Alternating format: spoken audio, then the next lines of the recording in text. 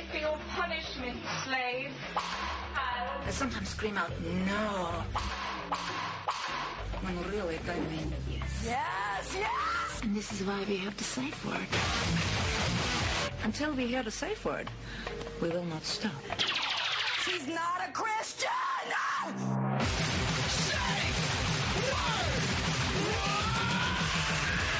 Hey, this is Jason Rouse, and welcome to the Safe Word Podcast. I'm here with my recent friend, Ari Mannis.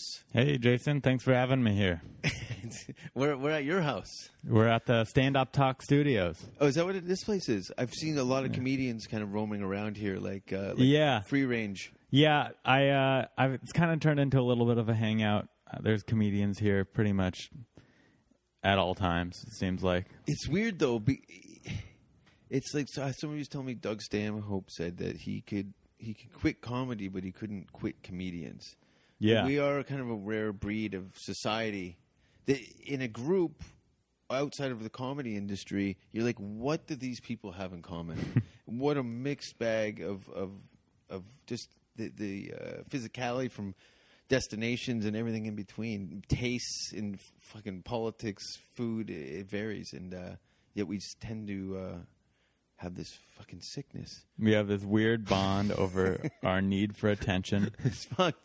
But you, at a glance, between the two of us, people would look at you and go, you're a well-rounded individual, an asset to society, where I get strangers spitting on me.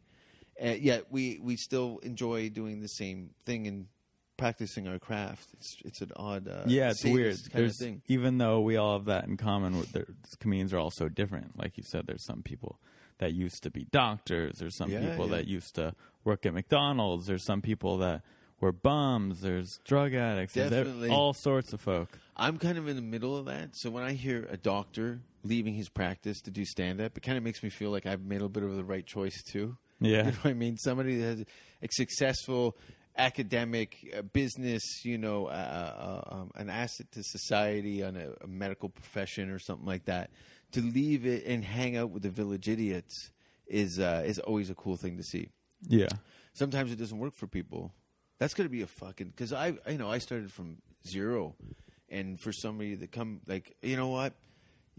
Pull in like a Rodney Dangerfield or something. How many of those cases become successes? Right. Guys maybe in their 50s, and they decide that, you know what, they're going to close up shop and follow their dream.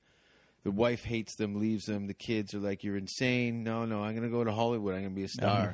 And then cut this 6 months later, and you got a 50-year-old guy with a gun in his mouth at the Sahara Hotel next to the strip club. That doesn't sound like fun. Doesn't. It's sad. It's sad when you see someone who's really old and they just dropped everything in their life to start stand-up. I mean, I guess for them it's like a weird freedom, so maybe it's not sad. But from an outside perspective, it's interesting because they're like, wow, is that guy... It takes years to make it in stand-up most of the time, and he's starting at such a late age. How is that going to work? Yeah, it is definitely a thing that you get better at with practice. Through time and repetition and being there. But to walking off the street, because I was very, had delusions of grandeur out of the gate. I had done my first show, went great. Second show went great. Third show, I fucking died. But I really thought in my head that I was going to record this and put it in an envelope and send it to Hollywood and say, I'll be right over. Yeah. And that was not the case. That you definitely learn how to fall flat on your face time and time again. But it's cool. It's very raw, naked kind of thing to do. But you're not actually completely foreign to this, because you are originally from California. I am. I was born and raised in San Diego, just 2 hours south of L.A. And I've been to San Diego briefly, a handful of occasions. It's gorgeous. The beaches, the food's best excellent. weather. It's fucking great. Great girls, great beaches. Yeah, great food. I bet. You must have got spoiled in high school. I actually got sent away to Roswell, New Mexico for high school, for military school. Private school? Military, private. All dudes? Yeah. It wasn't all dudes, but the girls were butch.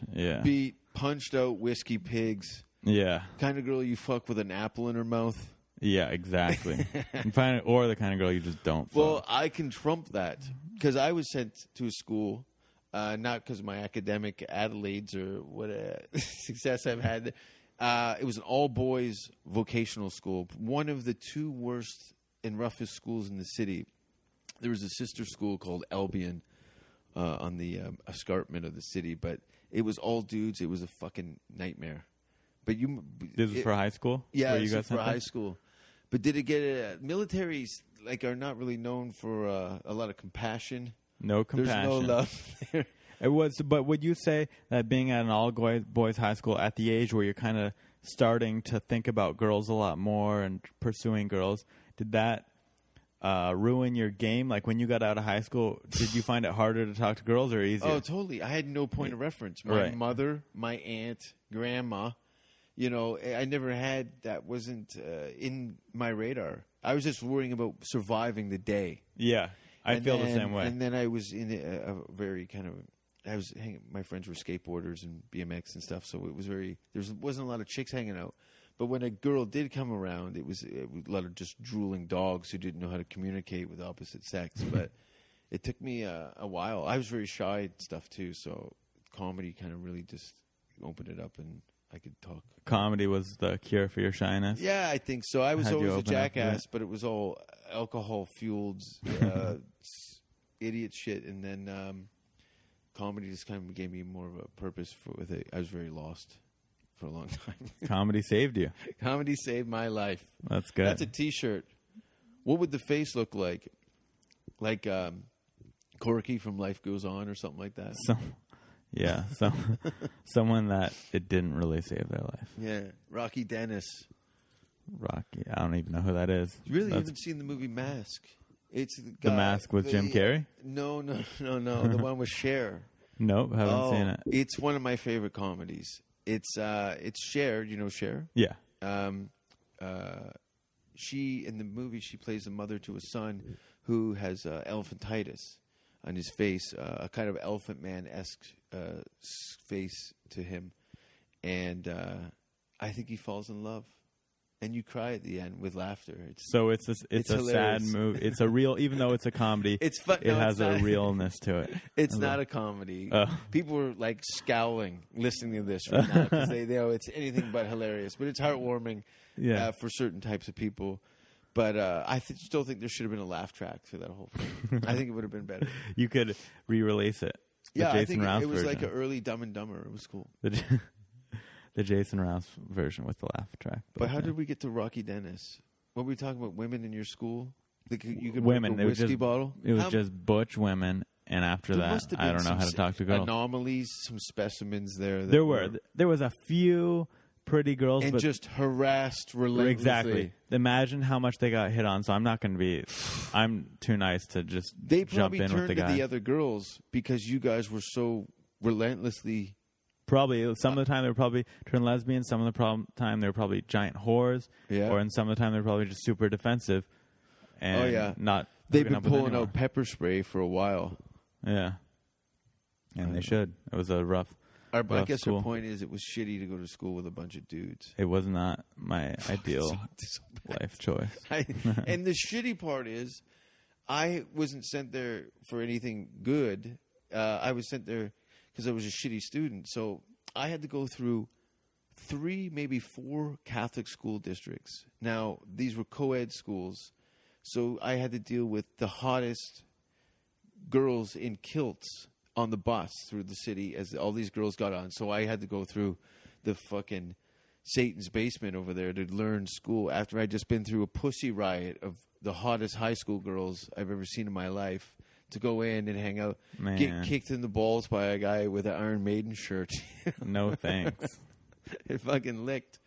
But then what happened after high school? I guess you go to nightclubs. That's where I started to meet girls. Yeah, see, for me, it just never met. After high school, I went to college and still didn't know how to talk to girls. You know, I met a few at some parties. I had a girlfriend. Sure. But you weren't going out of your way to make conversation with the opposite sex. Yeah, it's like still if she interjects, I'll play along and we'll get through this best we can. Yeah, and that's about the way it is now. I'm still not the type that can go to a bar or a nightclub and just meet a girl. I can't either. It has to be a very unique situation. My friends are always there. I don't have don't have the approach like that. Yeah. Can't go up cold. I end up sending anything. I'll do it a kind of do or die situation. I'll say something completely off color and crass, and find the one that laughs. and find if that girl reacts. There's a pretty good chance I'm going to be shitting. In yeah, that that's a good way to mouth. look at it. I'm a weirdo, and it's like Totally. if a Welcome girl aboard. gets me, okay, You're I like not you. looking for love. You're just keeping from crying in public at this point. Yeah, come with me. I'll run a comb through your hair and take the bugs out of your teeth. Romantic words. It is. I am a romantic. You ever buy flowers for a girl? Yes, girlfriends, not a girl that I wasn't seeing. I've bought girls flowers 3 times, and they were for each of their funerals. I brought flowers them after they had passed, unfortunately. After dating you. We were in the court system. They would say yes, still dating during that time, but I had a good alibi. That's good. But you know what? Sometimes We'll have to delete this out. We'll have to edit this out of the podcast. Oh no, I'm in America. This was all done in the Canadian Rockies. good. Lonely hikers. No, I think there was a guy. Actually, some friends of mine they watch a lot of serial killer documentaries and stuff. And there was a guy that was a hiker, or he lived in the woods for years, and he was killing hikers on this path. In Canada? I think so. Wow. I might be wrong. That's a job. I couldn't handle that kind of pressure. Well, would there be pressure? Because he just makes his own schedule. Maybe he wakes up one day, I'll kill someone today. Next day, I'm going to take the day off. But that's a commitment. Who wants to go camping for years? Yeah. How crazy? I don't know. Maybe because I just hate being in the elements for long periods of time. Do you like camping for short periods of time? I do. I didn't until I moved to England, and I'd started booking me at these rock festivals. So you'd camp 3, 4, 5 days, and then go and do shows at these rock venues, tents. And No, when you you're doing stand-up at these shows. Yeah, when yeah. you do stand-up, do you open up for bands, or do they have a comedy portion of the show? It varies from show to show. Like there's Download Festival and Reading and Leeds Festival. Glastonbury, I think, is one of the biggest, music festivals in the world. Wow. I think there's one in Belgium that might be bigger, but they've been doing comedy at these music festivals in Europe at least 10, more, maybe the last 20, 25 years. In the early stages, I'm sure, because comedy and music, theater is all very kind of put together. Yeah. Here, theater and actors, comedians, it's very segregated. But I find it, when I was in the UK anyway, that there was a lot of crossover stuff, and it worked great. I was so pleased, because I was going to go see those shows anyway and watch these bands. So now they're paying me to go perform in front of 3,000 kids at 2 a.m. in a tent that they've come to see you at. So they'll have a massive tent. And most of it is they'll have like a stand-up for 6 hours. It will just be stand-up comedy. Oh, wow. And there's usually in some awesome. cases, the MC has to MC a show, the compere, as they'd call it, for approximately 3 hours. And then another guy takes over. And in that 3 hours, the comedians are doing 30 to 40-minute sets in front of... okay. So emceeing that wouldn't be that bad. Yeah, but some of the shows aren't like that. Like Glastonbury Festival, it's more cabaret. So you've got a knife thrower, a fire eater, a comedian, a juggler, performance artist, a multimedia thing, a poet. That'd be harder. And they're on, I think, 20 minutes at a time. And the show goes, I don't know, it's got to be an 8-hour, 6 to 8 hour comedy show. And the comedian's going to go on every 20 minutes. Yeah. And in the last act, could have got bottled off the stage, and now you've got to go up and regrew it. There's very few people. I wouldn't want that. A couple of my friends do it regularly, but it's really cool. And then it varies, but most of it they'll have a setup for just pure the comedy tent. That's cool, and that's all it is stand up. Yeah, and sounds awesome. Things like that. It's cool. It's a lot of fun. I want to do that. You want to do music shows? Sure. Want to do anything, right? Yeah. Get my feet wet. That's a good wet. attitude. It's tough. It's a. I thought the first couple of times it didn't go so well, but I found my groove on it, and right. I could see your act doing really well at that type of venue. Yeah, it's quite just in a tent at a festival. Yeah, and it's good. They know, they get it. There's not a lot of ooey, groany kind of stuff. And I'm happy to be there, and I think they can see it too. So you can kind of go a little harder. But where's your favorite place to perform in LA?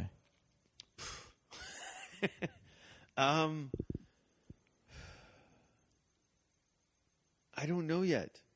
Yeah? Ask me that question again in 6 months. In 6 months, you'll know. I think I'll know. I've got some things. I perform out of all. It's so weird. Sam Tripoli. Yeah. He's like, how come you're a regular at the Laugh Factory and you're not here at the Comedy Store? And I go, I don't know. I really don't know.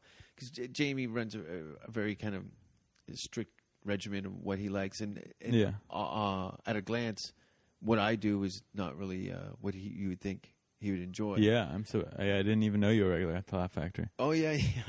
So it's kind of an anomaly. Of course, I'm later in the show for obvious reasons. Oh, but still. I'm content with that. Yeah, of course. And he's relatively good to me. And then the Improv, I'll go there occasionally and just go on shows here and there. Right. But I really because of the history and stuff, the Comedy Store.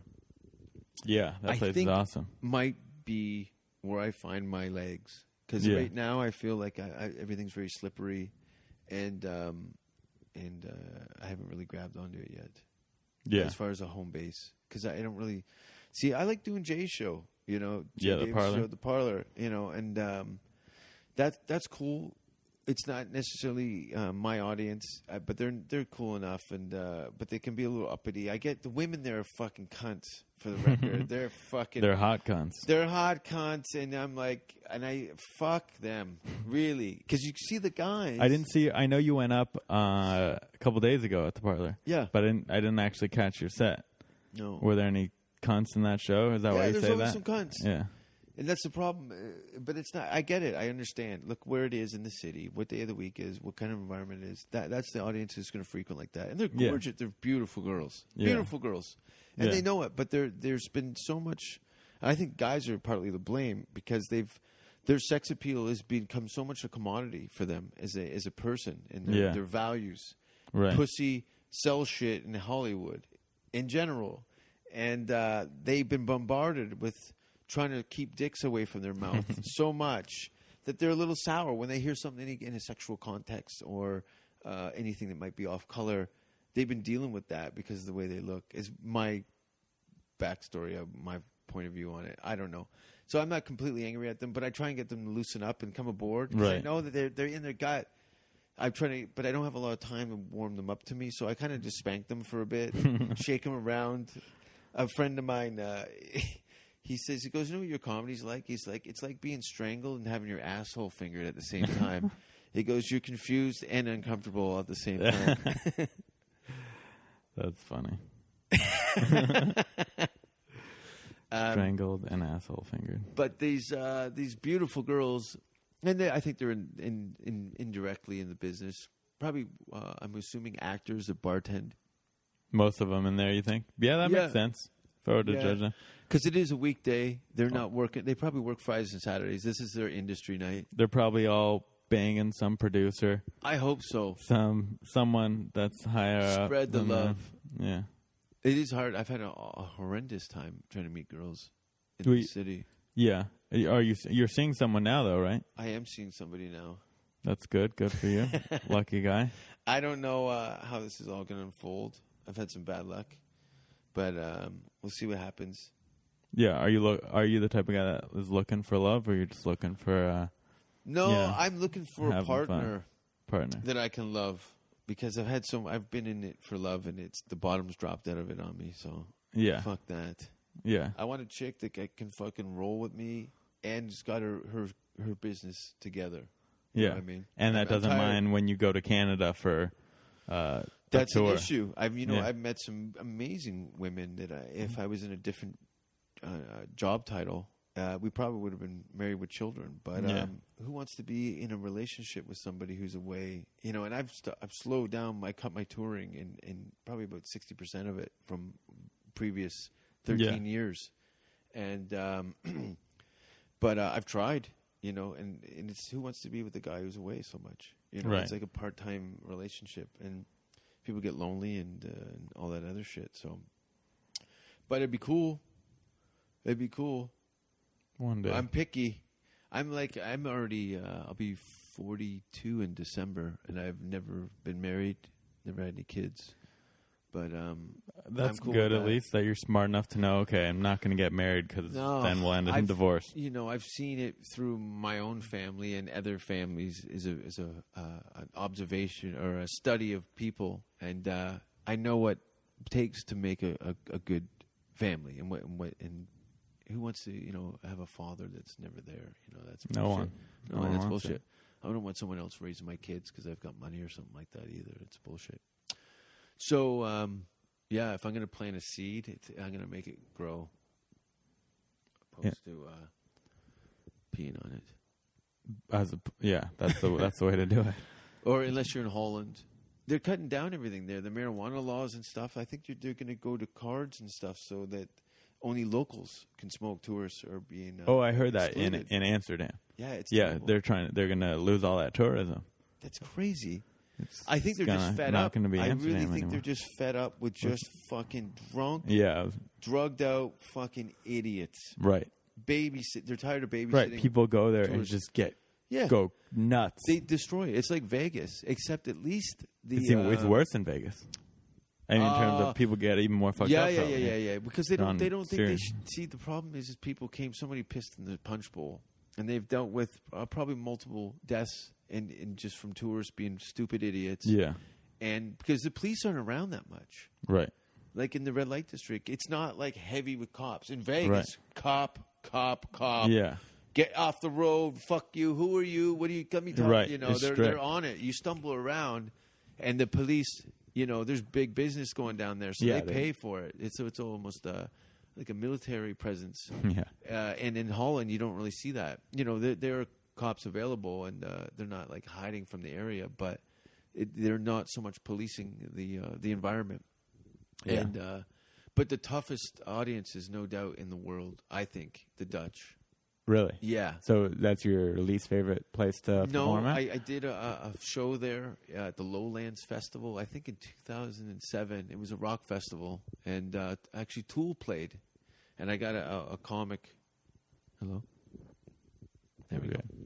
I got a comic from Canada into Tool, half a dozen years older than me, and he's not really a music nerd. He saw the band Tool play at the Holland with me, but that audience was great. We're smoking joints on stage. Yeah. It was an intent, and it was cool because it was only tented comedy show. They had put in theater style seating, so it was like doing like a small opera house and during a rock festival. It was really well put. Dutch are very, and they all spoke English. Yeah. But do you find it's probably way different since English isn't their first language? It can be, but see, that's the thing. It's Americans that don't travel. There's people in Europe going, "You're fucking idiots." The majority of Europe speaks English quite well, anywhere in any major city. And I've never really had any problems. Like, Slovenia, Croatia, Hungary, Denmark, Sweden, Finland, Norway. Their English all their dialect is picked up from TV and film. So you've got people with U.S.-based accents. They've never even been in another country. It's very strange to hear. You'll hear like somebody with I don't know, a Southern California accent or something like that. I'm like, hey, what part of the U.S. are you from? And they're like, I'm from Luleå. It's like, what the fuck? It's interesting. But yeah, no, they get it. They get it. In some places, rural are obviously farming communities or something like that. They're not going to be they can understand a lot of it, but sometimes they just don't speak it as fluently. Yeah. But you get like people apologizing because their English is bad, and I'm like, I get everything you're saying. You might be your English is great. Stuttering a little bit, Yeah. to find the word, but when you say it, it's perfectly pronounced. You're just fishing for the word. But yeah, it's good. It's good. I'm looking forward to going. I'm going to go back, I think, in the spring. Now, you mostly do international comedy as opposed to U.S. or Canada based, just all over the world mostly? Yeah, anywhere. I've really just kind of been sourcing out countries and places I've never been to. And do you find that is because it's easier for you to get booked there, or like how come how'd that happen for you? Why do you do so much international touring as opposed to like local? Or is it more fun for you to do that? It's cool. Like, again, because I haven't had children and wife and stuff, I do have the freedom that a lot of people my age don't have. I can literally get a call now and somebody says, we're going to fly you out to Dubai to do a bunch of shows. Yeah. And I can leave. There's no second guessing or anything like that. So, and I always wanted to be kind of a student of the world, and kind of really meet and interact with people from all over the globe. And that is, and the U.S., to be honest with you, there's maybe 6 cities I really want to see here and experience. Because Canada, we're so bombarded by American culture. Right. We embrace it, of course, but I really get it. Before we even came to the U.S., I kind of knew what I was going to get. There's not a lot of it's not too much different. I knew I wasn't going to be a big fish out of water because I said a or a boot. That wasn't going to be and then they kind of move on. But to go to do shows, in Brussels and things like that, and having no idea what is it? They speak Flemish or French, and there's some of they speak 4 languages. Okay, and Belgium. And having chocolate. Anyway, yeah, it was great. And then the guy died. The producer of the show died. Fuck, he was while you were there. No, the show. It was called the Comedy Casino in Ghent. We filmed the show, and the producer of the show, he was great. He gave us he was drinking with us. Like, he's a producer. He's doing the show, and he's getting us fucked up, smoking weed with us and stuff. And it was just so much fun. Brussels or Ghent in Belgium was fantastic. I want to go back. It's kind of rougher. Slovenia was a different kind of place, in Croatia. Not a lot of smiles over there.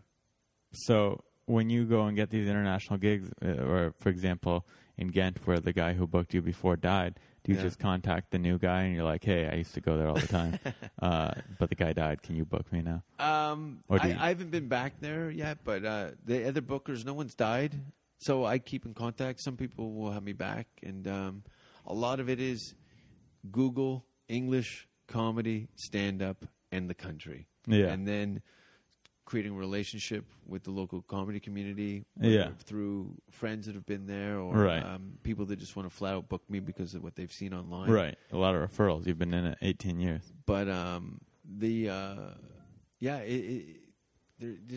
internet is just such a valuable tool. Anybody who's not getting booked isn't really working at what they're doing. Right. Obviously, being in LA, it's a different machine. Also, New York, London, England, and things like that. But if you are interested in learning your craft and going on the road, it's hard.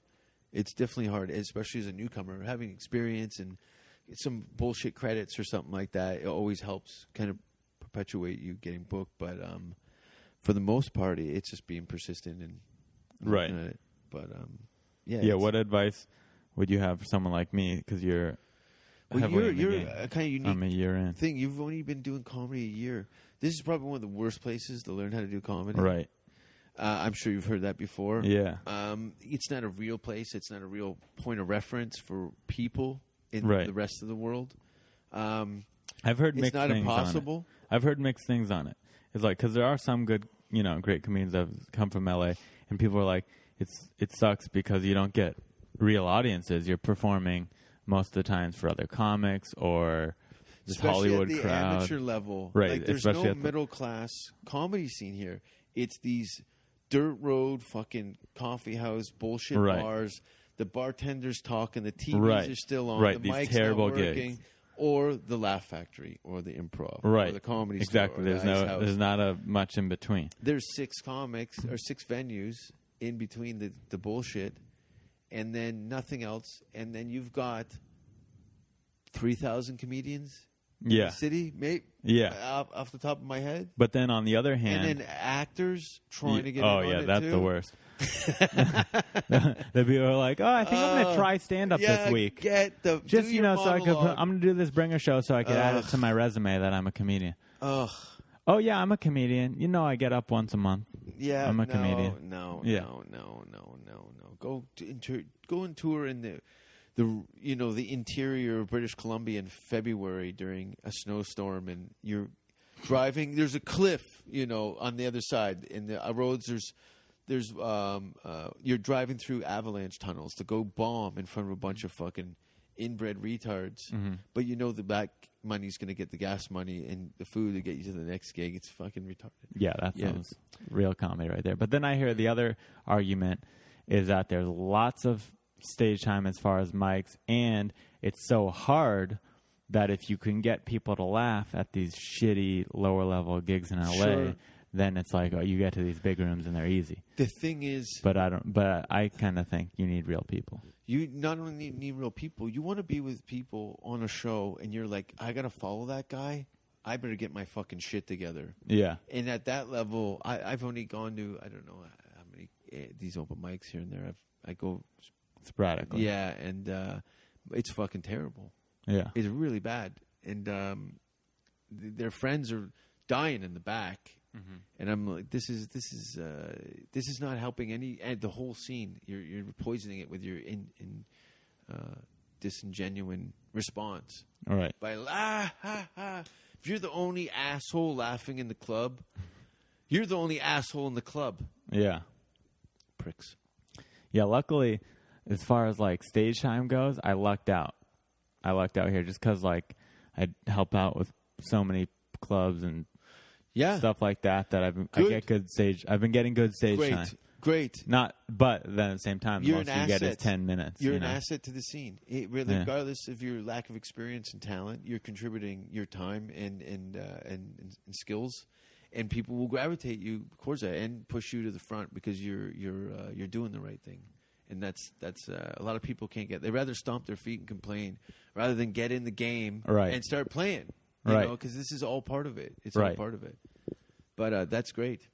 What's your favorite place to perform at? It's tough. It's tough to say. It's like you want to say the ones that show you the most love. Yeah, but they kind of float. Like what you get on a Friday night is not really a consistent Friday night with all the other clubs. There's a lot of different themes and but that can change if somebody famous comes in the room. Then the whole show's canceled. So fucking Johnny Fucknuts can go up and do 4 hours, and this is the only spot this guy's had for 6 months. I don't like that. I don't like it when people bump. It's interesting. It's like my favorite place.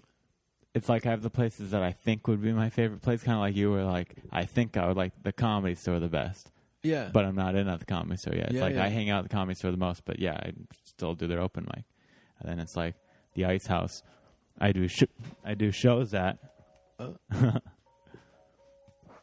The Ice House, I get a lot of shows at. Oh, man. I'm going to have to edit this out. So it's like there's the places that I really like to go to, like Meltdown and the Comedy Store. And then there's the places that give me a lot of love, like the Ice House and Lovitz. That's cool. Yeah, so it's like they both have their pros and cons, I guess. Yeah, again, Lovitz. All those clubs so different. They're all completely different anomalies. It's not like and then outside of Hollywood, you get the improvs. They tend to be consistent with kind of real people. Right. I like going to Brea in Ontario. Yeah. And I did the Ice House in Pasadena. That was really cool. Yeah. Great, friendly people, real people. Yeah, it's good. It's good. It made me feel good because the first time I got to do a long set in front of a decent audience. How much time did you do? I think it was like 20 minutes. Nice. It was a good show. It was Russell Peters. Oh, wow. Me and Richard Villa and my friend John Paul from Canada. And we hadn't worked together in years. Did you know Russell back in Canada, like before he kind of blew up? Yeah. That's pretty cool. It's crazy. Yeah. Was it the type, when you saw that he blew up, was it like, oh, yeah, that should have happened a long time ago? That's actually, when people use that point of reference, he blew up. Russell blew up. Mm-hmm. Like, he blew up huge. Right. Like, he went from making $50,000 a year doing comedy to selling out theaters and Opera stadiums. houses around the world. Yeah. Right. It's crazy. Yeah. No, he was actually when I started comedy in Vancouver, I'd moved back to Toronto area because I knew there was more stage time, and then I was doing a show at a comedy club, and he approached me after my set and said some good things to the producer of the show, put him on, blah, blah, blah. And then we just kind of kept in touch, but it was nothing like it is now. Yeah. You know, he was popular. He was hosting a late night hip hop show, with, co-hosting it with Mastermind on I think it was Energy 108 or something, which was he was doing co-hosting that. So that kind of he's known in the local scene. Yeah, especially in the Ontario and the province of Ontario a lot in that area. He worked quite regularly. I don't think he really went out west. I think he did Vancouver a little bit, but none of the other clubs. Only later in his career when he kind of moved up. Right. But no, it was all from a show. I was at that performance that was put on YouTube, and that's what made it a phenomenon. Yeah, and international very quickly, very, very quickly. But do you think, like, when he, I mean, obviously he's talented and amazing, but when he blew up, were you like, oh yeah, that should have happened? I didn't know. Or were you just like, oh, that's awesome? I saw him. Maybe I thought maybe he was ahead of his time. Yeah. But the internet was the equalizer. It eliminated time. Right. Russell had all this international appeal, but at that time he'd only been, I think, India and the UK and stuff at that time, Ireland, what have you, and was gaining popularity in the UK. But growing up in the life that he did, he had a point of reference for all these countries he'd never been to. So when that came out in his material and it went onto the internet, these people were like, we get it. He's speaking the truth. We don't know who the fuck he is, but how does he know about us? Come here and we'll pay you a large sum of money to tell us what we're doing. And that was it. That was it. Yeah. There it is. It was crazy. But one of the most nicest, genuine people you meet in the business. Super nice guy. Yeah. And it's genuine. I've known him for a long time, and, you know. And he's always been like that. He's always been like that. He's always been a very, I don't know. He's been always a very good ally to me in this fucking lake full of sharks. Is it weird, like, that you've been in the game so long that you see all these people around you, like, moving up, you know, like way higher than you on the totem pole of stand-up? Did you ever get, like, jealous or anything weird like that? No, I'm famous in other countries. Yeah. You know, I know what it's like, and it's cool. I've had these levels of success and still have some profiles in a celebrity aspect of the business. But it is actually kind of nice to be a little anonymous. Yeah. And kind of be in a place of obscurity at this point. But I'm planning on making the same impression as I have with the rest of the world in a very near time. Nice. I'm slowly, meticulously. Glad I met you early then. Yeah. I'm building a Frankenstein, and it's almost ready. I'm very excited. We should have a very good point of reference by February of next year.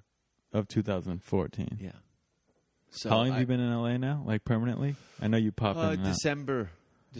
I moved here in 2007, and I was back and forth. You know, I had a girlfriend in Scandinavia, and so I was there touring and stuff. And but it took me. I didn't really click here for me, and I didn't like it. I had to swallow some of my pride because things were so good for me in different places. Right. And coming back here and getting told to do 3 minutes on a show after doing, 1,000 people in Johannesburg in Africa, all black people, and me getting a standing ovation and then having to go on and go, the spectrum was too much for me. I was really kind of freaking out. Yeah. And like, so then, I kind of retooled myself, my business plan, and I'm building something. It's going to be cool. I'm very excited. That's rad. I can't go into detail at this point, but it's going to be interesting. Oh, and my comedy album is coming out just before Christmas. What's your comedy album called? It's called Rotten. Right. Have you already recorded it? No, I'm recording it November 2nd and 3rd at Toronto Yuck Yucks. There's two shows, one at 8 and one at 10:30. And it's going to be a lot of fun. Rotten. Did I show you the cover? The artwork's been I don't think so. For a little while. This will be interesting for the listeners. Yeah, it's not funny. Yeah. I like the name, Rotten. And it goes well with your material. Oh, whoa, that's badass. It's just half your face melting. Yeah, he did a good job. That's really cool. It's all. Was that from a real picture or is that a drawing? No, that's actually from a photograph. So, yeah, a real photograph. I have That's a friend cool. of mine. You can Google him, Mr. Sam, Dark Arts. He's very good. He does a lot of. It's just Mr. Sam? Mr. Sam, yeah. All right. 10 years from now when I want an album cover. Yeah, but it's not all like this kind of horror-based stuff. If you're wondering what Ari's just seen, it's my face. The whole reference. There's a grindcore band called Repulsion, and they have an album cover, and it's half decomposed. And I really like the simplicity of it. But I know a lot of comics put their faces on their thing, and they're kind of goofy, silly, wacky stuff. So I want to kind of do a little flip on that and kind of give a point of reference of what kind of comedy that's going to be on this. It's going to be very grinding. It's going to be rotten. It's going to be totally rotten. It's going to be terrible. It's going to be explicit. The explicit label will be there on iTunes. Just, I was always a big fan of like Red Fox, and really love those comedy albums. And so I'm going to do just a straight up dirty comedy album. Dice, another one. When you put out your album, are you going to retire all that material? Yeah. And yeah, of course, Louis C.K., you cocksucker. You set a new standard for all of us lazy cunts. You're gonna follow that, though. Yeah, of course. I'm going to do a DVD, I think, in Denmark. And of the same stuff? No, different. New hour in, I think, in a year. November. Do you have anything out released now? No, I've recorded this album 3 times now, and I don't like it. Mm-hmm. So this one is, we're recording 4 shows. Okay. And then I'll choose from there. Yeah, right. But no, there's a bunch of shit on YouTube. There's been enough stuff on, there's tons of my TV performances all over YouTube. So I've just been hiding. There's people that come to the live show, they get the new shit. Yeah. People that want to watch my stuff on the internet, you can complain all you want. Fuck you. You didn't pay for it, so watch it, enjoy it. If you're not, go fuck yourself. Yeah. But if you want to come out and see what I've been... My Frankenstein, you got to come to the live show. That's where it's at, though. Yeah, but that live would be is just so much better. Even when you see something on the internet and you're like, "Oh, I love that." Yeah, imagine in person, it's even better. Totally, it's electrifying. It's magical. Yeah, it's cool. When you see comedy, it really moves people in places that they've not necessarily comfortable with. Watch Dave Attell and see 60-year-old women with tears in their eyes, laughing.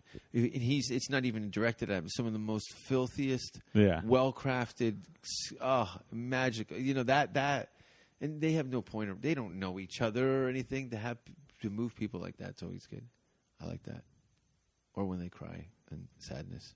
Have you heard anybody cry or attack you? Or I've been heckled. Sure, I've been. It seems like I do this show. It's a bar show on Hollywood Boulevard at the Hooters.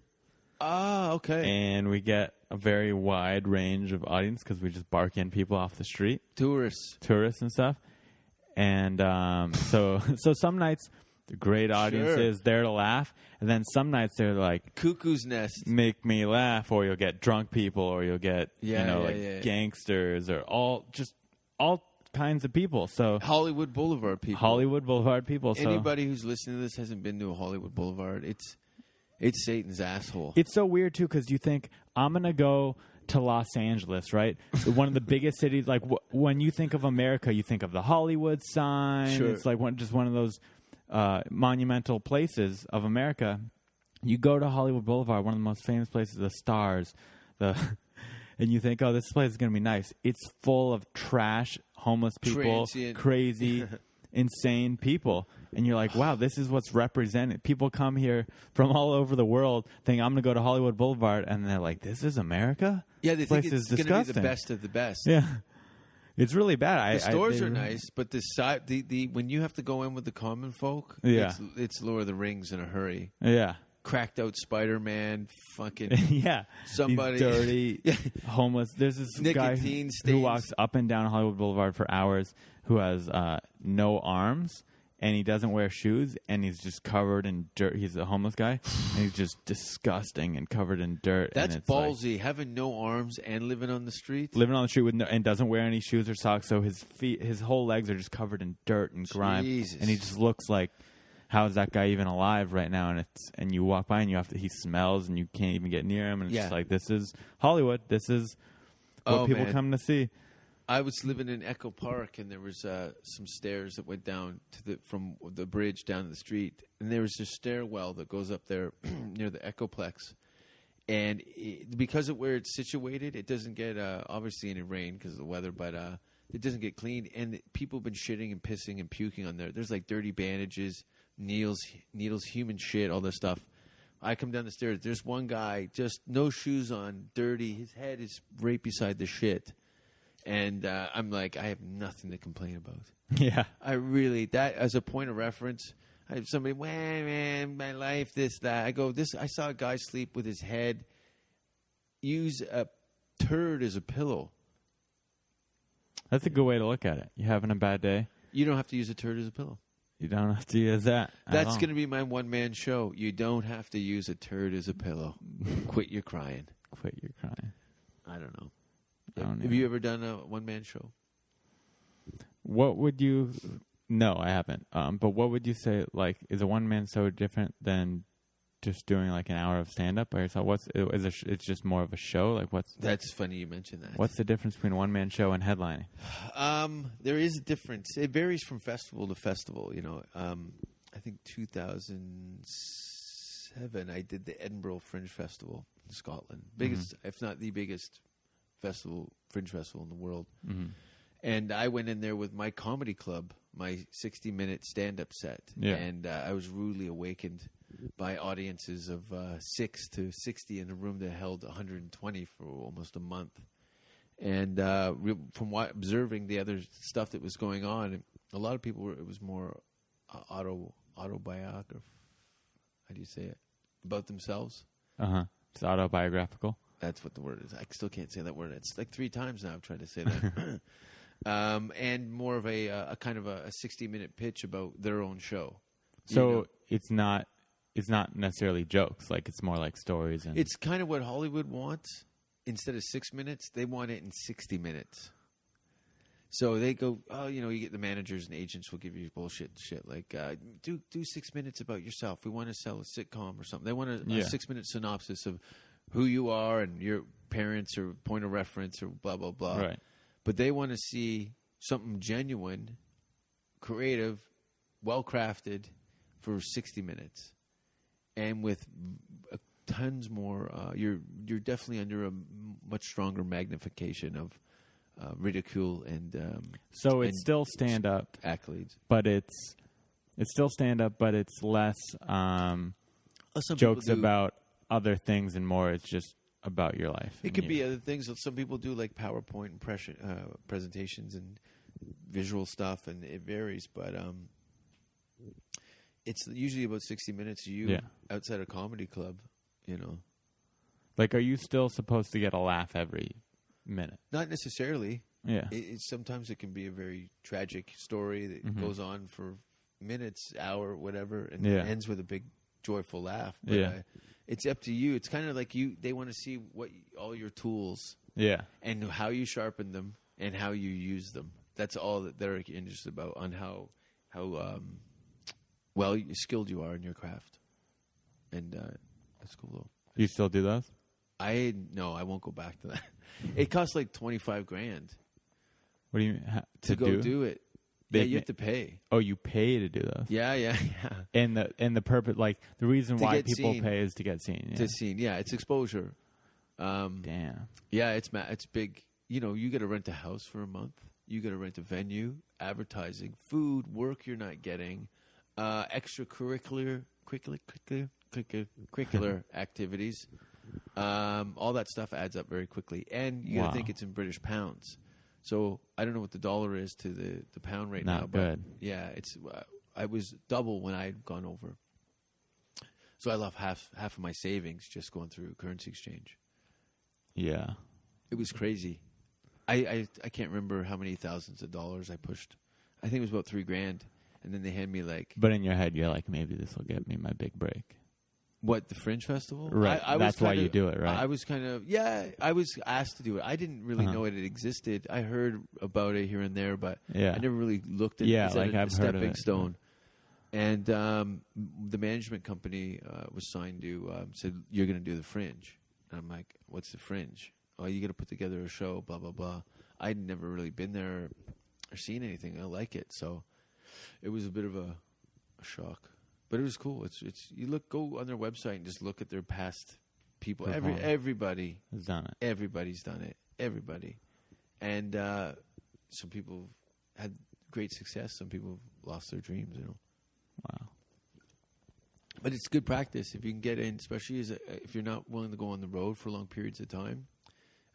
For you to go up and go to the Winnipeg Fringe Festival and go and do your solo show in your own venue and stuff, where the cost isn't that much, but you get a chance to stretch and really kind of work your ideas out in front of a room full of strangers that are just happy to see you, or they paid to see you, whatever dollars it was. But that helps.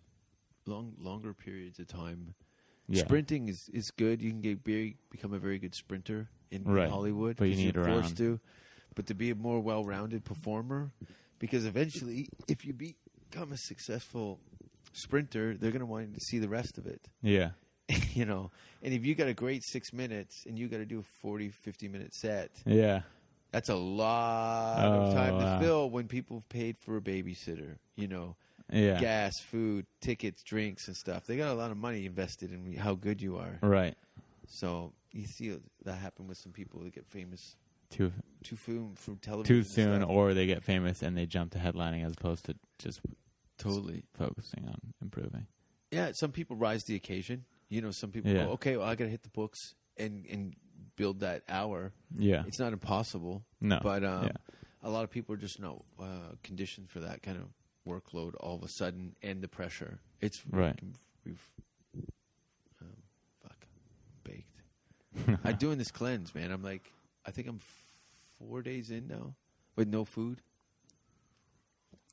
How long are you going for? Only because I've got to fly to Newfoundland on the 18th. Because usually you like to do it for about 10 days. And then the last 2 days, you go from orange juice to like vegetable broth, and you start eating solid food. So how you're 5 days in? 5 days in. I've only got about 4 more days, and I got to host this fucking boxing thing with. Oh yeah, I'm gonna be there. I'm gonna be J-Max Corner Man. Oh, are you? Okay, yeah. I'm one of the guest hosts. Oh, cool. It's me and Russell and I think 2 other comedians. I can't remember. I talked to Mike today. Mike Fairman? Yeah. And Rusty? And I don't. Do you have Rusty's number? I do. I gotta get that. I think later. Yeah, I do. But I had a nice talk with Mike today about kind of what's going on. It looks like Don Barris is going to be the ringleader. Oh wow! Isn't that wild? Yeah. I'm excited for that because I was hoping I was going to get that gig, but it's Barris. At least you're part of it. Yeah, totally. He's far more equipped for that racket than I am. He's one of my favorites. Not that you wouldn't be great, but he'll be great. What was your opinion when you saw Barris in his environment for the first time? Yeah, I was like, what the? Okay, I was watching like all the acts before him. The first time I stayed to the Comedy Store till 2:30 in the morning. It's 1 in the morning. I'm seeing all these comedians go up, and there's you hadn't performed there yet. I had done their open mic, but I had never. Yeah, I wasn't really seen the whole process. I had not seen the whole thing. So I'm there at like 1 in the morning because everyone's like, "Oh, just hang out at the store. You want to get on at the open mic? Just hang out, be around, be seen." So I'm there at 1 in the morning. All these comedians are going up, just bombing one after another because there's only 4 people in the audience. It's late night. They had just watched tons, and then I see Don Barris go up, and he just captures them all instantaneously. He's perfect. He's like a war vet to that club. Like he can handle any situation, and he creates. That's the thing. He's a ringmaster of chaos. He can create nothing short of a riot out of 6 people. Good and bad. It's such a fucking great thing to see. I love that whole chaos. And then, of course, Windy City Heat. And actually, the Big 3 podcast got me through my breakup in my relationship. I was so bummed out. Oh, fuck. It's great. It's great. It's hilarious. It's one of the few, if the only podcast I've gone back and re-listened to episodes because they're all. Anytime I think it's gonna go a little sad, he's gonna sway. You can't maintain this. This is too much fun. They come out with another episode and it just brightens up my day. It's hilarious. You sold me. Walter Molinsky. I know I've like Scary Perry Caravello. Right. And I don't even want to spoil anybody who's listening to this. Do they have guests ever or no? Very few. They have phone-in characters and some people that do, but not as an official guest. Andy Dick was on, I think, one of the few where he was shaving his assistant's testicles in Perry's bathroom and he had HIV. And Perry freaked out. Wow. Sounds entertaining. It was, I can't remember what episode it was, but if you go to the Andy Dick episode of Big Three, it's that funny. I don't promote anybody else's shit, but that's bang on. And the movie's hysterical. You're right. Yeah. Classic. But loved it. Yeah. So you're watching Dawn. You're watching Dawn and like I was saying, it was just the first time I saw him, I was like, it was right after everyone, I was like, no one's going to capture this room. It's over. It's over. This is a dead horse. And then I see Don go up, and it's just like, wow, that's hilarious, and the only thing that would work right now. Yeah, it's so fun it's to pretty watch. cool. It's pretty That's cool. What I love. That's what I think, like the magic, like the stories, like the comedy, the quiet before the storm. Everybody knows that there's mayhem is just around the corner. Yeah. At the bar, on the stairs, in the back, in the rooms. There is such a recipe for mayhem. Right. So many stories from that place. So much no one would ever shit on the stage at the Laugh Factory. But at the Comedy Store, somebody might shit on the stage. People have been blown on that stage. Ari got a blowjob on that stage by a porn star who I think is dead, an old elderly woman. Blew Ari Shafir. When I say Ari, I'm saying Ari Shafir. Yeah, not me. No, you have a family. I'm Ari number 3 in this. Are you? Or 2. Stand up? Yeah, like stand up. I always say there's Ari Shafir. Have you met Ari? I've met him. I don't know him very well, but I've met him a couple times. It's good. We spent a month together in a van. Where'd you guys go? Oh yeah, you guys did like a road little tour, right? You, yeah. Ari, and who else? Sam Tripoli and Chris Neff. We That's did right. the Monsters of Comedy. I think That's October. pretty cool. I think I watched ago. you showed me the trailer for it, and it was really cool, really well edited. Yeah. Patrick did a good job on the trailer. He's actually working for Tom Green now. Oh, cool. Yeah, What's he do? What's he do for Tom Green? He opens for Tom and shoots his video diary stuff and edits some of his videos. That's awesome. I'll introduce him when he comes over. Oh, I think that'd be actually cool. you and Patrick Capolino, better known as Chaz Bono or Abrahash Lincoln, he'll probably be coming when Tom comes back to LA. I think you guys would hit it off. Yeah, I'd love to meet him. He's been at it for a few years. Technical guy, he's working with Tom. I was such a big fan of Tom Green growing up, just like his MTV show, and he did like this. And I was also a nerd, and he did this online like video show out of his house. Yeah.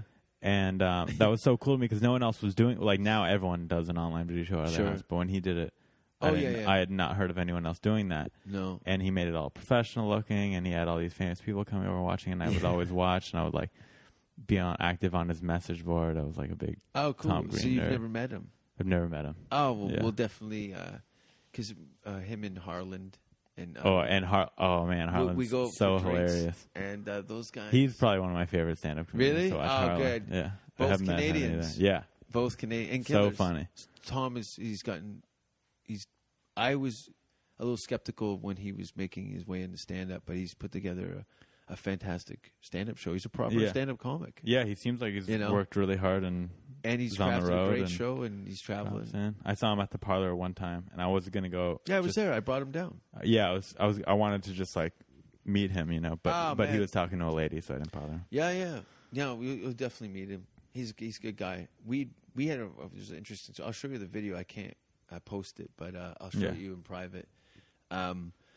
We had never met before, and he was hosting a comedy night at the Rivoli in Toronto on Queen Street. That has no point of reference for you. I don't know why I said that. But how long ago was this? This is when Tom just blew up. His MTV show just fucking. And so he was went doing huge. stand-up then? No, he was just hosting. He was just hosting. Okay. What he did, he came out with milk bags, barbershop hair, a fan, a garbage bag of barbershop hair, and a huge fan, milk bags, and 2 fryer baskets, like deep French fry baskets. Yeah. And did all this crazy shit. Well, I drank a bunch of Ipecac that makes you throw up. It's for people who've been poisoned. And drank a huge bucket of this vegetable beef soup. And things got out of hand, and Tom had his fingers down my throat, and I was throwing up into the audience, and I had vice grips on my cock. And then he took the puke fingers out of my mouth and then put him in his mouth, and then I started throwing up more. People were slipping. An ambulance had to be called. There was blood clotting. I have it all on tape. It's fucking Oh my chaos. gosh. So that's how I met Tom. That was our first meeting. We just started improvising this fucking crazy thing. Like the place was rammed. Like he blew up. Right. You know, and that was it. And I kept in touch with him and like Derek Harvey and Glenn Humplick and a couple other people from the show. And Tom was out of the stand-up scene. Wasn't even in it. You know, he started off as a stand-up comedian in Ottawa. And then when he started to circulate, we kind of reconnected and stuff like that. But yeah, him and Harland together, I giggle. They just they don't even say anything. They're just contagiously hilarious. Yeah. Funny people. That was my favorite to watch on that show. I was talking about at his house whenever Harland would come over. I was like, yeah, so funny. Yeah, Harland's great. He just did a special. It's in the desert. I know. I haven't seen it. I want to. It's interesting. You watched it? Yeah, I've seen some clips of it, and yeah, he's a real deal weirdo. You know, Tom, are legitimately Weird. brilliantly crazy fuckers. Yeah. Love it. It's great. It's so much fun, and they got a really good attitude and disposition about them. They're nice guys. Can I have another hit off of that? Yeah, and let's wrap it up. Yeah. So I could show you how to do everything. Yeah. Well, that's been how long have we been talking? An hour? An hour and 12. Fantastic. An hour. Yeah, an hour. So that's been the show. What day is it today? September 12th? September 12th. It is September 12th. Yeah. And it's hot, but winter's coming. It's going to get to plus 10 Celsius. Yeah, it'll still be hot compared to Canada. Canada. Great. It's in the winter. Freezing. But thanks for coming on the show, Ari. Thanks for having me. Really appreciate it. Man.